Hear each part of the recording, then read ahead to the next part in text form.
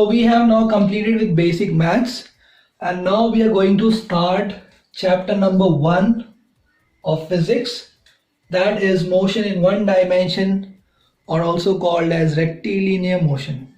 Okay, and this chapter is sometimes also called as rest or rest and motion. In simple words, this is also called as rest and motion. और सब कहीं पे आप देखोगे लिखा रहेगा motion in one dimension, कहीं पे आप देखोगे लिखा रहेगा रेक्टिलिनियर मोशन. ऑलराइट, तो let us start. So rectilinear motion और मोशन इन वन डायमेंशन, तो दिस बेसिकली टॉक्स अबाउट जैसे let us take a straight path like this. So if a particle is if it is moving along a straight path like this, along a straight path in one dimension, along one dimension, maybe the x-axis, so only one dimension, then it's called as motion in one dimension. All right, then it's called as motion in one dimension. So we are going to discuss about a particle which is moving in one dimension. Okay, which is moving in one dimension. All right, so we are going to discuss that is moving along a straight line. So this is also called as motion in a straight line, right? कहीं पे इस chapter नाम ऐसा भी रहता है, motion in a straight line. तो इस तरह से आप देखोगे अलग अलग बुक्स में अलग अलग ये हेडिंग दिया रहता है, लेकिन एक ही है सबका मीनिंग. जो है the meaning is same, one and the same. Alright, okay, ठीक है. तो यहाँ पे first we will try to understand that what are different types of motion. ठीक है, सो सबसे पहले we will just try to understand one thing, that we are going to study types of motion. Right, so types of motion में the first thing we have to understand, the first thing we have to know, जो हम लोगों को जानना है, वो है translation. Translation, ठीक है, या फिर इसको हम लोग कहते हैं translatory motion. So we have to understand first of all what is translatory motion or what is translation. ठीक है, so what is translatory motion? So let us try to understand that. ठीक है, so if a particle, right, if there is a particle, let us say this is a particle having a mass m, okay, or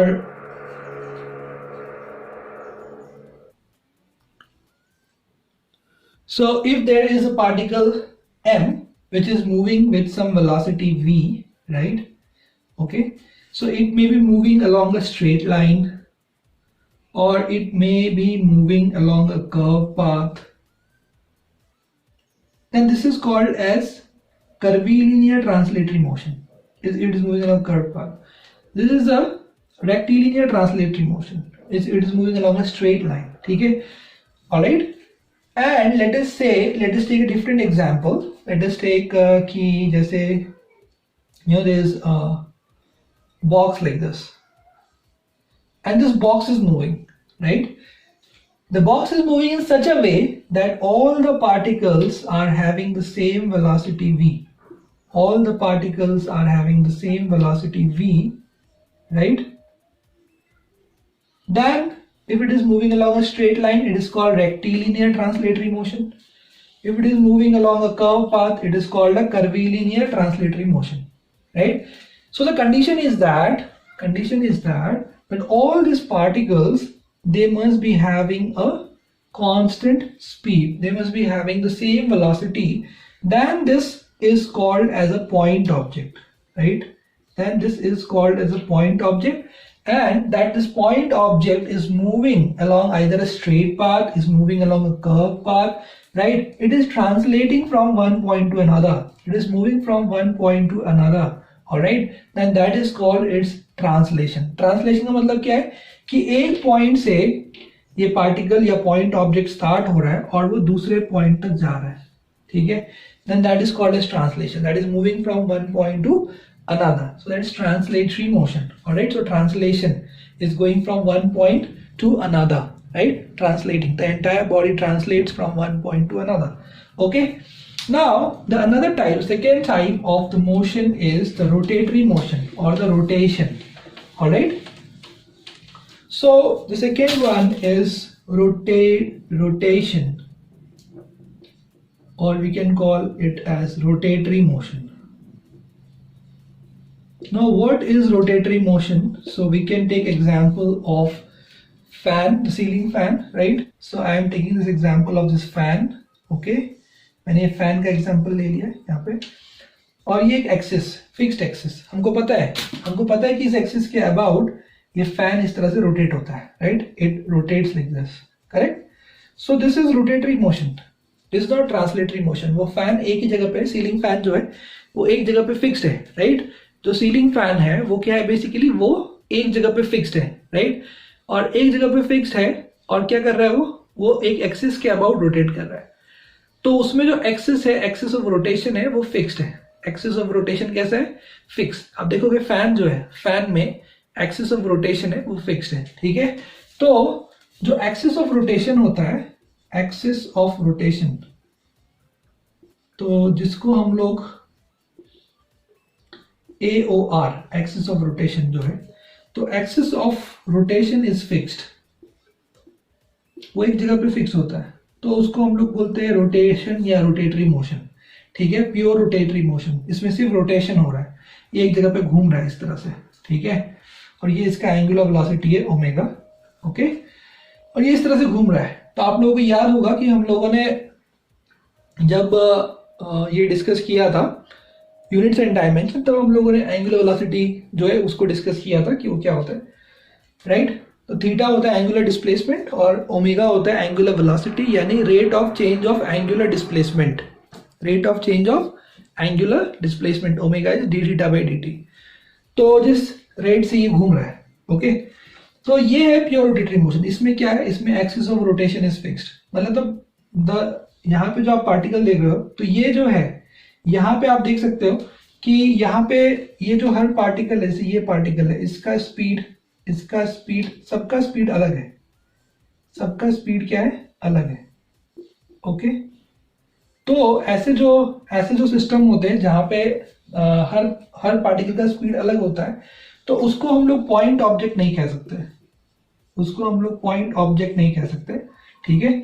तो इसको क्या कहा जाता है, इसको कहा जाता है रिजिड बॉडी. इसको पॉइंट ऑब्जेक्ट ना कह के इसको हम लोग कहते हैं रिजिड बॉडी. तो रिजिड बॉडी क्या है?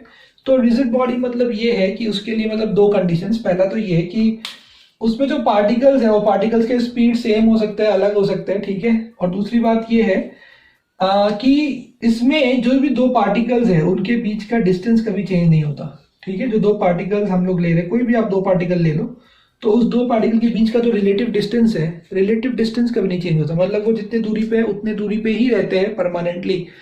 तो वैसे ऑब्जेक्ट्स को हम कहते हैं रिजिड बॉडी, ठीक है? तो जब भी हम रोटेशन की बात करते हैं तो we always take rigid bodies, क्योंकि रोटेशन में जो है यहाँ पे ये जो डिफरेंट पार्टिकल्स हैं इनके स्पीड सेम नहीं रहते, राइट? जैसे आप देख सकते हो कि फैन में सबसे ज्यादा तेज स्पीड ये एंड का रहता है, राइट? अगर आपने यहाँ पे उंगली रखी तो आपको सबसे ज्यादा चोट लगेगी यहाँ पे, राइट? ना कि यहाँ पे. तो अभी हम बस ऐसे समझ रहे हैं कि इसका स्पीड सबसे ज्यादा, लेकिन इसका स्पीड सबसे ज्यादा क्यों है ये हम लोग डिस्कस करेंगे सर्कुलर मोशन में, ठीक है? तो जब हम लोग सर्कुलर मोशन चैप्टर पढ़ेंगे तो हम डिस्कस करेंगे कि अलग अलग स्पीड क्यों होता है. तो अभी हम जस्ट समझने की कोशिश कर रहे हैं कि दो तरह के ऑब्जेक्ट्स हैं, एक पॉइंट ऑब्जेक्ट और एक रिजिड बॉडी. तो पॉइंट ऑब्जेक्ट मतलब कैसा है, वो ऑब्जेक्ट जिसमें हर पार्टिकल का वेलोसिटी सेम हो, हर पार्टिकल के, मतलब ऐसा कोई भी ऑब्जेक्ट, जैसे कि कोई पॉइंट ऑब्जेक्ट मतलब ये नहीं है कि उसको पॉइंट ही होना है, वो पॉइंट ऑब्जेक्ट एक बहुत बड़ा ऑब्जेक्ट भी हो सकता है, ठीक है? वो एक कार भी हो सकता है, वो एक बहुत बड़ा स्टोन भी हो सकता है, बट पॉइंट ये है कि उसके अंदर के सारे पार्टिकल्स का वेलोसिटी सेम होना चाहिए. और सारे पार्टिकल्स का वेलोसिटी का डायरेक्शन जो है, वेलोसिटी का डायरेक्शन और वेलोसिटी का मैग्नीट्यूड, वेलोसिटी का डायरेक्शन और वेलोसिटी का मैग्नीट्यूड वो सेम होना चाहिए. लेकिन रिजिड बॉडी मतलब, रिजिड बॉडी में क्या है, जो उसमें पार्टिकल्स हैं वो सबके स्पीड अलग अलग हो सकते हैं, राइट? जैसे कि पहाड़ से एक बहुत बड़ा पत्थर नीचे आ रहा है, गिर रहा है, रोल कर रहा है. अब रोल कर रहा है तो उसके अंदर जो पार्टिकल्स है सबका वेलोसिटी अलग है, सबके वेलोसिटी का डायरेक्शन अलग है, सबके वेलोसिटी का मैग्नीट्यूड अलग है, ठीक है? तो वो जो आ रहा है राइट, उसमें उसको हम क्या बोलेंगे, उसको हम पॉइंट पार्टिकल नहीं बोल सकते, उसको हमें बोलना पड़ेगा रिजिड बॉडी, ठीक है। लेकिन अगर मान लो कि एक बहुत बड़ा बॉक्स है और वो बॉक्स फिसलते हुए आ रहा है ऊपर से, तो इस बॉक्स को हम पॉइंट ऑब्जेक्ट मान सकते हैं। क्यों? क्योंकि बॉक्स जो है वो रोटेट नहीं कर रहा है, बॉक्स एकदम ऐसे आ रहा है, अक्खा ऐसे आ रहा है। तो बॉक्स के अंदर का सारा जो जितने पार्टिकल्स है सबका वेलोसिटी सेम है। अगर बॉक्स ऊपर ऐसे है सबका वेलोसिटी ऐसे है, बॉक्स नीचे सबका वेलोसिटी नीचे, तो उसको पॉइंट ऑब्जेक्ट मान सकते हैं। तो पॉइंट ऑब्जेक्ट किसको मान सकते हैं? जिसके अंदर के सारे पार्टिकल्स के वेलोसिटी का डायरेक्शन और मैग्नीट्यूड सेम है, उसको हम पॉइंट ऑब्जेक्ट मान सकते हैं। लेकिन जिसके अंदर का जो पार्टिकल्स है, जिसके अंदर जो पार्टिकल्स है वो पार्टिकल्स के वेलोसिटी का डायरेक्शन और मैग्नीट्यूड अगर सेम नहीं है तो उसको पॉइंट ऑब्जेक्ट नहीं मानना है, उसको मानना है रिजिड बॉडी, ठीक है। और उसमें एक और कंडीशन ये भी होगा कि उसके अंदर के जो पार्टिकल्स है उनके बीच का रिलेटिव सेपरेशन चेंज नहीं होगा, उनके बीच का रिलेटिव सेपरेशन चेंज नहीं होगा, तब उसको रिजिड बॉडी बोलेंगे। तो जब भी हम बात करेंगे रेक्टिलिनियर मोशन की या ट्रांसलेटरी मोशन की, ये वाला पहला वाला जो था रेक्टिलिनियर मोशन, ट्रांसलेटरी मोशन, उसमें हम लोग डील करते हैं पॉइंट ऑब्जेक्ट के साथ। और जब भी हम लोग बात करते हैं रोटेटरी मोशन, कभी भी रोटेशन इन्वॉल्व हो जाता है, तो हम लोग बात करते हैं रिजिड बॉडी के बारे में, ठीक है, यानी एंटायर बॉडी, ठीक है। जैसे मैं आपको एग्जांपल देता हूं, जैसे मार्कर। अभी ये जो मार्कर है जब ये इस तरह मूव कर रहा है, सीधा सीधा सीधा इस तरह से, तो इसमें हर पार्टिकल का वेलोसिटी क्या है? हर पार्टिकल का वेलोसिटी इसमें सेम है। तो इस मार्कर को आप पॉइंट ऑब्जेक्ट ले सकते हो, इसी मार्कर को आप क्या ले सकते हो? पॉइंट ऑब्जेक्ट, ठीक है। जैसे मान लो आप ऐसे लिया, अभी ऐसे जा रहा है, तो हर पार्टिकल का वेलोसिटी सेम है, ठीक है, इसलिए आप इसको पॉइंट ऑब्जेक्ट ले सकते हो। लेकिन अगर आपने इसको इस तरह घुमा दिया, अगर आपने इसको इस तरह घुमा दिया, तो अभी हर पार्टिकल का स्पीड सेम नहीं है। जैसे ये वाला ऊपर आ रहा है तो ये नीचे जा रहा है, तो हर पार्टिकल का वेलोसिटी का मैग्नीट्यूड भी अलग होगा, डायरेक्शन भी अलग होगा, जो हम बाद में डिस्कस करेंगे। तो तब मैं इसको पॉइंट ऑब्जेक्ट नहीं मानूंगा, इसी मार्कर को तब मुझे रिजिड बॉडी मानना पड़ेगा। इसी मार्कर को तब मुझे क्या मानना पड़ेगा? तब मुझे इसको रिजिड बॉडी मानना पड़ेगा। समझ में आ रहा है आपको? तो वो डिपेंड करता है कि हमें कब उसको पॉइंट ऑब्जेक्ट मानना है, कब रिजिड बॉडी मानना है। अगर वो पार्टिकल, अगर उस बॉडी के सारे पार्टिकल सेम वेलोसिटी से जा रहे हैं, सेम वेलोसिटी से मूव कर रहे हैं, तो हम लोग उसको मान सकते हैं पॉइंट ऑब्जेक्ट। मतलब इसको पूरे को हटा के पॉइंट ले लेंगे, इसको हम एक पॉइंट ऑब्जेक्ट कंसिडर कर सकते हैं।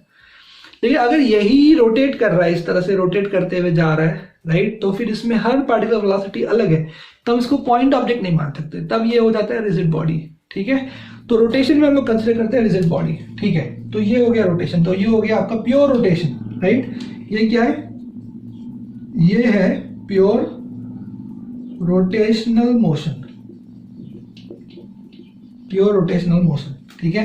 अब बात करते हैं हम लोग थर्ड टाइप। अच्छा, ये था सेकेंड टाइप। अब बात करते हैं हम लोग थर्ड टाइप। थर्ड टाइप क्या है? थर्ड टाइप मतलब जिसमें रोटेशन और ट्रांसलेशन दोनों कंबाइंड हो जाए, रोटेशन और ट्रांसलेशन दोनों क्या हो जाए? कंबाइंड हो जाए, ठीक है। तो थर्ड टाइप वो देखते हैं। तो ये थर्ड टाइप ऑफ मोशन कहाँ देखने को मिलता है हम लोगों को? कहाँ पे हम लोग देख सकते हैं? तो हम लोग देख सकते हैं कार का व्हील या साइकिल का जो व्हील है, तो दिस इज कंबाइंड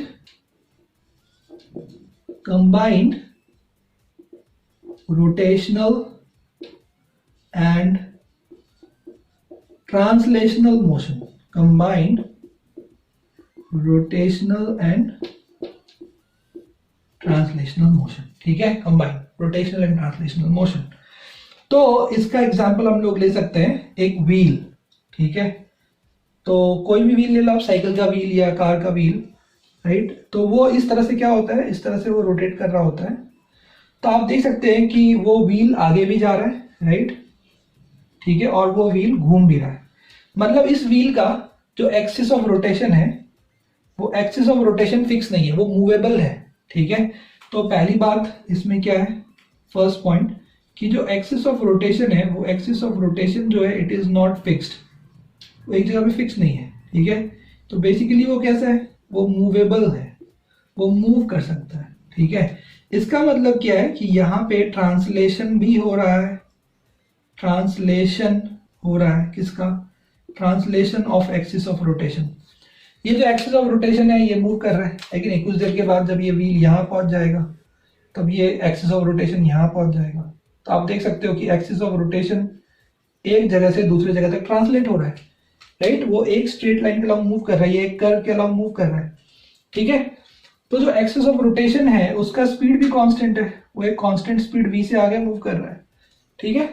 उसका स्पीड चेंज हो सकता है, अगर आपने कार का एक्सीलरेटर दबाया स्पीड का कोई प्रॉब्लम नहीं है इधर, लेकिन पॉइंट ये है कि ये एक स्ट्रेट लाइन के लॉन्ग मूव कर रहा है, यानी वो जो एक्सिस ऑफ रोटेशन है वो ट्रांसलेशन कर रहा है। तो यहाँ पे ट्रांसलेशन हो रहा है एक्सिस ऑफ रोटेशन का, ठीक है। और आप देख सकते हो कि ये पूरा व्हील रोटेट कर रहा है एक्सिस ऑफ रोटेशन के अबाउट, है कि नहीं। जैसे ये पॉइंट यहाँ है ए, कुछ देर के बाद ये पॉइंट यहाँ आ जाएगा ए, ये पॉइंट यहाँ है बी, ये घूम के यहाँ पहुंच जाएगा बी, मतलब यहाँ पे रोटेशन भी हो रहा है। तो यहाँ पे आप देख सकते हो कि there is rotation of the wheel, there is rotation of the wheel about axis of rotation, about axis of rotation. तो यहाँ पे ट्रांसलेशन भी हो रहा है, जो पूरा व्हील है वो आगे ट्रांसलेट कर रहा है, उसका जो एक्सिस ऑफ रोटेशन है, जो सेंटर है व्हील का, ये एक्सिस ऑफ रोटेशन आगे जा रहा है, यानी एक्सिस ऑफ रोटेशन का क्या हो रहा है, ट्रांसलेशन हो रहा है। और जो व्हील है, ये पूरा व्हील रोटेट कर रहा है इसके अबाउट, ये पूरा व्हील इसके अबाउट क्या कर रहा है, रोटेट। तो यहाँ पे रोटेशन भी है, rotation of the wheel about axis of rotation, rotation of the wheel भी है। इसलिए थर्ड टाइप जो है ये combined rotational and translational motion, ठीक है।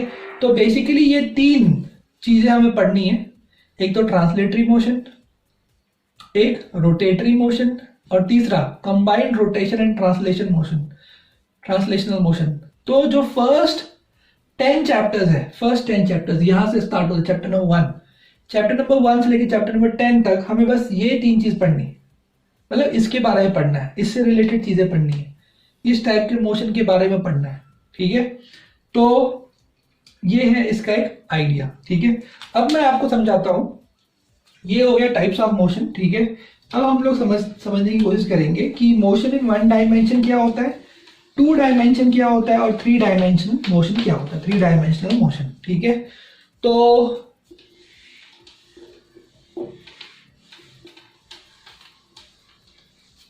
ओके, तो देखिए हम लोग बात करते हैं यहाँ पे कि what is motion in 1 dimension या 1 डायमेंशनल मोशन। इसको ऐसा भी बोल सकते हैं, इसको क्या बोल सकते हैं, 1 डायमेंशनल मोशन, ठीक है। ओके, तो इसको हम लोग कह सकते हैं 1 डायमेंशनल मोशन भी कह सकते हैं, ठीक है, या मोशन इन 1 डायमेंशन। तो इसमें क्या है, इसमें ऐसा है कि द पार्टिकल मतलब कोई भी ऑब्जेक्ट पार्टिकल हो सकता है, बस कंडीशन ये है कि उसके अंदर के सारे जो पार्टिकल्स हैं सबका वेलोसिटी सेम होना चाहिए, सबका वेलोसिटी क्या होना चाहिए, सेम होना चाहिए। तो हम लोग उसको पार्टिकल कह सकते हैं। तो the particle moves along a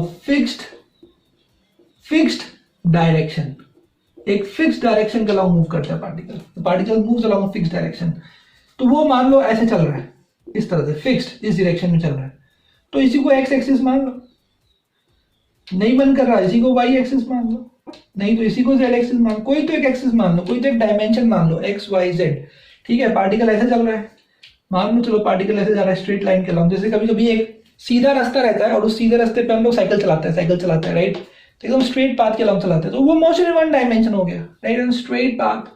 So that is motion in 1 dimension. Alright, so if we are driving a cycle along one straight line, that's motion in 1 dimension. So उसी को कोई axis मान लो, x, y, z कुछ तो मान लो. So that is motion in 1 dimension. If the particle moves along a fixed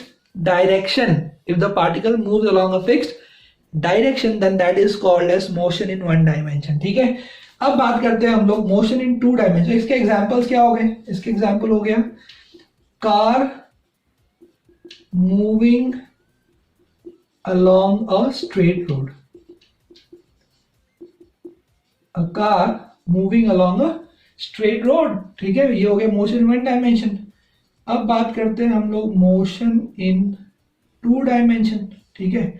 तो 2 dimension का मतलब होता है प्लेन, इसको हम लोग कह सकते हैं मोशन इन अ प्लेन, जैसे कि आप देख सकते हो ये जो बोर्ड है व्हाइट बोर्ड, ये व्हाइट बोर्ड कैसा है, ये व्हाइट बोर्ड है 2 डायमेंशनल, इसका एक लेंथ है, इसका एक ब्रेड्थ है, तो एक प्लेन हो गया, ठीक है। तो आप देख सकते हो कि यहाँ पे ये एक प्लेन है, ठीक है, इसका ये लेंथ है और इसका ये ब्रेड्थ है, ठीक है, तो ये पूरा एक क्या हो गया, ये एक प्लेन हो गया। तो अगर इसमें ये मूव कर रहा है, इस तरह से मूव कर रहा है, इस तरह से ये मूव कर रहा है, तो ये हो गया मोशन इन अ प्लेन, ये क्या हो गया, मोशन इन अ प्लेन। समझ में आ रहा है आप लोगों को, ठीक है। तो this is motion in a plane, तो motion in 2 dimension is basically motion in a plane. तो इसमें जो है particle moves on a fix plane, इसमें क्या होगा, the particle moves on a fixed plane, एक फिक्स्ड प्लेन में मूव करता है, it moves on a fixed plane. जैसे मान लो कि यहाँ पे आपने ले लिया ये एक्स एक्सिस, ये वाई एक्सिस, तो ये एक प्लेन हो गया, ये क्या हो गया, एक प्लेन, और इसी में पार्टिकल जो है मूव कर रहा है, मूव कर रहा है, देखो इस तरह से, तो ये इस तरह मूव कर रहा है पार्टिकल। तो this is motion in 2 dimension. जैसे इसका एग्जांपल क्या हो सकता है, इसका एग्जांपल हो सकता है जैसे कि अगर मैंने मार्कर को फेंका, इस तरह से फेंका, तो ये मार्कर एक प्लेन में मूव करेगा, है कि नहीं। जैसे आप देखते हो क्रिकेट में, देखते हो वो क्रिकेटर जब बॉल को थ्रो करते हैं इस तरह से, राइट, बॉल को जब थ्रो करते हैं तो वो बॉल कैसे ट्रैवल करता है, वो बॉल एक प्रोजेक्टाइल मोशन की तरह ट्रैवल करता है और एक ही पाथ में ट्रैवल करता है, एक ही प्लेन में ट्रैवल करता है कि नहीं। वो अपना प्लेन नहीं चेंज करता, राइट। जैसे कि उसने बॉल को फेंक दिया, अब उसने बॉल को फेंक दिया तो बॉल ऐसे ऐसे नहीं जाती है, ऐसे ऐसे ऐसे ऐसे जाती है क्या, नहीं जाती है कि नहीं। वो अपना प्लेन नहीं चेंज करती, वो एक ही प्लेन में मूव करती है, तो वो है 2 डायमेंशनल मोशन, यानी motion in a plane. Motion in a plane is called as motion in 2 dimension, ठीक है। तो इसका एग्जांपल एक हो सकता है projectile motion, right, projectile motion जो है वो इसका एग्जांपल है। दूसरा एग्जांपल इसका हो सकता है जैसे कि आपने एक पत्थर ले लिया और उस पत्थर को आपने एक स्टोन लिया, उसको स्ट्रिंग से टाई किया और उसको आप ऐसे घुमा रहे हो, ऐसे गोल गोल घुमा रहे हो, तो आप देखोगे वो एक फिक्स प्लेन में मूव कर रहा है, पत्थर एक फिक्स प्लेन में मूव कर रहा है, यानी हम सर्कुलर मोशन भी कह सकते हैं, है कि नहीं, सर्कुलर मोशन कह सकते हैं। तो प्रोजेक्टाइल मोशन, सर्कुलर मोशन, ठीक है, ये सब एग्जांपल्स हैं। तो ये है मोशन इन 2 डायमेंशन, ठीक है, समझ में आप लोगों को। अब हम लोग बात करते हैं मोशन इन 3 डायमेंशन, ठीक है।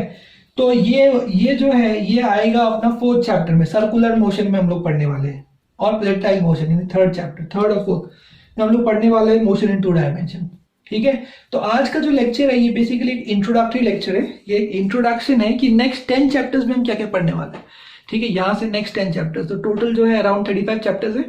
तो फर्स्ट 10 चैप्टर्स में हम लोग क्या पढ़ने वाला है, तो उसका एक इंट्रोडक्शन है, translatory motion, rotatory motion, combined rotation and translatory motion, rotational and translational motion, फिर उसका कॉम्बिनेशन, समझ में आ रहा है। तो that is what we going to study, we going to study this, and then motion in 1 dimension, motion along 1 dimension, then motion in along 2 dimensions, x y axis, that is motion in a plane, and third is motion in 3 dimensions. In 3 dimensions का मतलब length, breadth, height, मतलब is space, right, we talking about motion in space, ठीक है। जैसे कि चिड़िया, right, जो पंछी उड़ती है वो कैसे उड़ती है, 3 डायमेंशन में उड़ती है, स्पेस में उड़ती है। तो third is motion in 3 dimension, ठीक है, 3 डायमेंशंस। तो इसको हम लोग बोल सकते हैं motion in space, in a plane की जगह motion in space, right, because space is 3 dimensional, space में वॉल्यूम है और वॉल्यूम क्या है, 3 डायमेंशनल है। तो particle moves in space, right, it moves in a volume, moves in space, ठीक है। तो अब ये 1 डायमेंशन नहीं, 3 डायमेंशन, मतलब एक्स वाई जेड एक्सिस आ जाएगा, एक्स एक्सिस, वाई एक्सिस और जेड एक्सिस। तो पार्टिकल इस तरह से वो प्लेन चेंज कर रहा है, प्लेन चेंज कर रहा है। तो इसके एग्जांपल्स क्या हो जाएंगे, इसके एग्जांपल्स हो जाएंगे, इसके एग्जांपल्स हो जाएंगे काइट, है कि नहीं, जैसे काइट, आप लोग काइट उड़ाते हो, है ना, जब आप काइट उड़ाते हो तो आप देखते हो कि वो काइट का प्लेन चेंज होता रहता है, उसका हाइट चेंज होता है, उसके प्लेन चेंज, वो पूरा स्पेस यूटिलाइज कर रहा होता है, हर जगह उड़ रहा होता है कि नहीं। तो काइट, मस्कीटो, देखा आपने मस्कीटो, देखा ही होगा। तो वो मस्कीटो कैसे उड़ता है कि नहीं, यहाँ आके बैठ जाता है, ऐसे उसको रखो, ऐसे करता है। तो ये क्या है, ये है मोशन इन 3 डायमेंशन, ठीक है। मतलब इसमें लेंथ, ब्रेड्थ, हाइट सब चेंज हो रहा है। तो हम लोग सबसे पहले स्टार्ट कर रहे हैं मोशन इन 1 डायमेंशन से, जो कि बहुत इजी है, ठीक है। उसके बाद हम लोग आएंगे मोशन इन 2 डायमेंशन, यानी प्रोजेक्टाइल मोशन और सर्कुलर मोशन। फिर हम लोग पढ़ेंगे मोशन इन 3 डायमेंशन के बारे में, राइट। जब हम लोग रोटेशनल मोशन में आएंगे तो वहां पे जो पार्टिकल है उसका लेंथ, वो मतलब जिस तरह से मूव कर रहा है, तो इस तरह से हम लोग जो है ये अलग अलग चीजें, अलग अलग जैसे चैप्टर्स पढ़ते जाएंगे वैसे हम लोग पढ़ते जाएंगे, राइट। तो अभी हम लोग इस चैप्टर में स्टार्ट करने वाले हैं मोशन इन 1 डायमेंशन, ठीक है। ओके, मैं आपको फिर से एक बार बता देता हूँ कि पॉइंट ऑब्जेक्ट और रिजिड बॉडी में क्या डिफरेंस है। एक बार फिर आपको मैं पॉइंट क्लियर कर देता हूँ। देखिए, पॉइंट ऑब्जेक्ट का मतलब हम किसी को भी पॉइंट ऑब्जेक्ट ले सकते हैं, लेकिन एक कंडीशन फुलफिल होना चाहिए, ठीक है। तो मान लीजिए कि बहुत बड़ा ऑब्जेक्ट है, कितना भी बड़ा ऑब्जेक्ट ले लो आप, ठीक है। अगर इसके सारे पार्टिकल्स एक पर्टिकुलर वेलोसिटी से जा रहे हैं, एक पर्टिकुलर वेलोसिटी से मूव कर रहे हैं, सब के सब, तो हम लोग इसको पॉइंट ऑब्जेक्ट कंसीडर कर सकते हैं। मतलब इसको पूरे को हटाकर हम लोग इसको सिर्फ एक पॉइंट ले सकते हैं, पॉइंट। तो इजी हो जाएगा ना हमारे लिए क्वेश्चन सॉल्व करना। तो इसको हम ट्रीट कर सकते हैं कैसा, एक पॉइंट ऑब्जेक्ट की तरह। तो कंडीशन क्या है, कंडीशन ये है कि इसके अंदर के सारे पार्टिकल्स जो है वो सारे पार्टिकल्स की वेलोसिटी सेम होनी चाहिए, ठीक है। उसका डायरेक्शन सेम होना चाहिए, मैग्नीट्यूड सेम होना चाहिए, ठीक है। अभी रिजिड बॉडी, तो इसको हम लोग क्या कर सकते हैं, इसको हम लोग we can treat it as a point object. मतलब पूरे को हटा के पॉइंट ऑब्जेक्ट लेंगे, सवाल सॉल्व कर देंगे, ठीक है। तो ये शुरू के जो हमारे चैप्टर्स हैं, right, rectilinear motion, projectile motion, relative motion, circular motion, यहाँ तक जो है हमारे क्या आएंगे, पॉइंट ऑब्जेक्ट्स आएंगे, ठीक है। इसके बाद जो रोटेशन और सेंटर ऑफ मास चैप्टर आएगा उसमें हमारा आएगा रिजिड बॉडी। तो रिजिड बॉडी क्या होगा, रिजिड बॉडी मतलब जैसे कि मान लीजिए कि मैंने ये मार्कर को फेंका, ऐसे घुमा के फेंका, ऐसे घुमा के फेंका। तो अब मार्कर को घुमा के फेंका तो क्या होगा, तो ये जो मार्कर है बेसिकली ये एक पॉइंट के अबाउट रोटेट कर रहा है। तो कभी ये ऐसा हो जाएगा, कभी फिर ये ऐसा हो जाएगा, कभी फिर ये ऐसा हो जाएगा, राइट। तो इसमें हम देख सकते हैं कि हर पॉइंट जो है, हर पॉइंट का वेलोसिटी अलग है। इसकी जो वेलोसिटी है ये v1 है, तो ये v2 है, ये कुछ v3 है, तो ये कुछ v4 है। तो हर जो पॉइंट है सबका वेलोसिटी क्या है, अलग है, ठीक है। तो ऐसे ऑब्जेक्ट को हम लोग कहते हैं रिजिड बॉडी। हम लोग क्या कहते हैं, रिजिड बॉडी। तो आप देख सकते हैं इसमें कंबाइंड रोटेशन एंड ट्रांसलेशन है। ये रोटेट भी कर रहा है, ट्रांसलेट भी कर रहा है कि नहीं। इसका जो सेंटर है ये आगे भी जा रहा है, यानी ट्रांसलेशन भी है, और उसके अबाउट ये रोटेट भी कर रहा है। मतलब यहाँ पे रोटेशन भी है, तो रोटेशन भी है, ट्रांसलेशन भी है, ठीक है। तो जब भी रोटेशन और ट्रांसलेशन दोनों इन्वॉल्व होगा, उसमें जो ऑब्जेक्ट्स होंगे उसको हम पॉइंट ऑब्जेक्ट नहीं कहेंगे, उसको हम कहेंगे रिजिड बॉडी। उसको हम क्या कहेंगे, उसको हम बोलेंगे रिजिड बॉडी, ठीक है। तो जो भी हमारा जो आगे का 7th 8th 9th चैप्टर जो है, centre of mass, rotational motion, तो इन सब में we are going to deal with, right, with rigid bodies. और जो हमारे शुरू के चैप्टर्स है उसमें we are going to deal with point object, क्योंकि उसमें हमारे जो भी ऑब्जेक्ट्स होंगे वो ऑब्जेक्ट के अंदर के सारे जो पार्टिकल्स हैं वो एक ही वेलोसिटी से मूव कर रहे होंगे, ऐसा हम अज्यूम करेंगे, ठीक है। ऐसा मान के हम सॉल्व करेंगे, यानी पॉइंट पार्टिकल मान के हम क्वेश्चन सॉल्व करेंगे। और जो हमारे आगे के चैप्टर्स हैं रोटेशनल मोशन, उसमें दोनों आ सकता है, उसमें पॉइंट पार्टिकल भी आ सकता है और उसमें रिजिड बॉडी भी आ सकता है, ठीक है। तो ये बेसिकली इंट्रोडक्शन है इस चैप्टर के बारे में कि इस चैप्टर में हम लोग मतलब आगे कैसे कैसे क्या क्या पढ़ने वाले हैं, ठीक है। तो देखो, फिजिक्स जो है, फिजिक्स में बेसिकली मतलब ये जो अभी हम लोग पढ़ने जा रहे हैं इसको हम लोग कहते हैं मैकेनिक्स। इसको हम लोग क्या कहते हैं, इसको हम लोग कहते हैं मैकेनिक्स, ठीक है। यानी ये आपका फर्स्ट पार्ट है फिजिक्स का। तो फिजिक्स में टोटली 6 पार्ट्स हैं। पहला जो है वो है मैकेनिक्स, ठीक है। दूसरा है वेव्स, एसएचएम इन वेव्स। तीसरा है thermodynamics, heat and thermodynamics. Fourth है इलेक्ट्रोडायनेमिक्स, ठीक है। फिफ्थ है ऑप्टिक्स और सिक्स्थ है मॉडर्न फिजिक्स। तो अभी आपका ये फर्स्ट पार्ट स्टार्ट हो रहा है, यानी अभी मैकेनिक्स जस्ट स्टार्ट हो रहा है, ठीक है। तो अभी तक जो भी आपने सीखा वो सब बस एक बेसिक मैथमेटिक्स था जो यहाँ पे आगे फिजिक्स में यूज होने वाला है, ठीक है, ऑलराइट। तो जो मैकेनिक्स है इसमें बेसिकली दो पार्ट होते हैं, एक होता है काइनेमेटिक्स और दूसरा होता है डायनेमिक्स, ठीक है, काइनेमेटिक्स और डायनेमिक्स। तो काइनेमेटिक्स क्या होता है? काइनेमेटिक्स होता है स्टडी ऑफ मोशन। काइनेमेटिक्स क्या होता है? वो होता है स्टडी ऑफ मोशन, राइट। जैसे कि मैंने आपको बताया टाइप्स ऑफ मोशन है कि नहीं, translatory motion, rotatory motion, translatory, combined translatory, translation and rotational motion. तो to study this motion, right, study of motion, to find acceleration, to find velocity, to find displacement, to find angular velocity, angular acceleration, ये सब जो चीजें इसको find करना क्या किसी भी टाइम t पे, right, at time t equal to t, right, at time t equal to t, to find all these things, right, this is basically study of motion, this is basically kinematics, right, just to study this motion। ये आपने 9th standard में किया हुआ है, right. Initial velocity u is equal to इतना दिया है, final velocity v find करना है time t is equal to 5 seconds पे, तो आप करते थे, right, v is equal to u plus at, तो वो है स्टडी ऑफ मोशन, काइनेमेटिक्स, ठीक है। और दूसरा है डायनेमिक्स। तो डायनेमिक्स क्या है? डायनेमिक्स है basically cause of motion. Dynamics क्या है बेसिकली? वो है कॉज ऑफ मोशन। तो कॉज ऑफ मोशन मतलब फोर्स।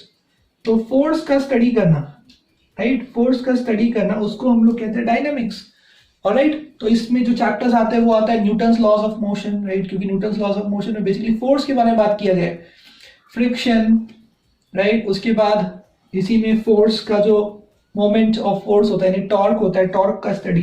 तो इस तरह से जो है धीरे धीरे ये मैकेनिक्स जो है बेसिकली इसमें हम लोग क्या पढ़ने वाले हैं, ये जो फर्स्ट सेक्शन है फिजिक्स का, इसमें हम लोग क्या पढ़ने वाले हैं?